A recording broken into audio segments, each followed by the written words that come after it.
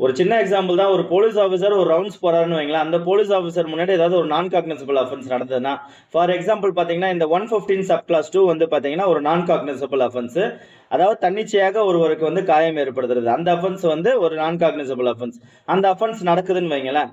இந்த police officer போய் அந்த அஃபென்ஸ் பண்ண நபர்கிட்ட போயிட்டு, உங்களுடைய பேர், அட்ரஸ் குடுங்க அப்படின்னு சொல்லி கேட்கும்போது, அந்த நபர் வந்து அவருடைய பேரையுமே, அட்ரஸையும் வந்து குடுக்கலைனாலும், அப்படி இல்லன்னா அந்த போலீஸ் ஆபீசரை ஏமாத்துறதுக்காக ஒரு பொய்யான பேரையும், ஒரு பொய்யான முகவரியும் அவர் குடுத்தாருன்னு வைங்களேன்.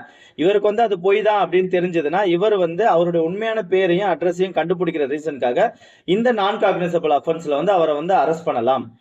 அப்படி அந்த நபர வந்து அரெஸ்ட் பண்ணிட்ட பிறகு, உண்மையான பேருமே, அட்ரஸுமே கண்டுபிடிச்சிட்ட பிறகு, அந்த நபர்கிட்ட வந்து ஒரு பெயில் பாண்ட் இல்லன்னா வந்து ஷூரிட்டி யாராவது குடுத்தாங்கன்னா, அத வாங்கிட்டு இந்த மாரி வந்து நான் மேஜிஸ்ட்ரேட் முன்னாடி ஆஜராகுறேன்.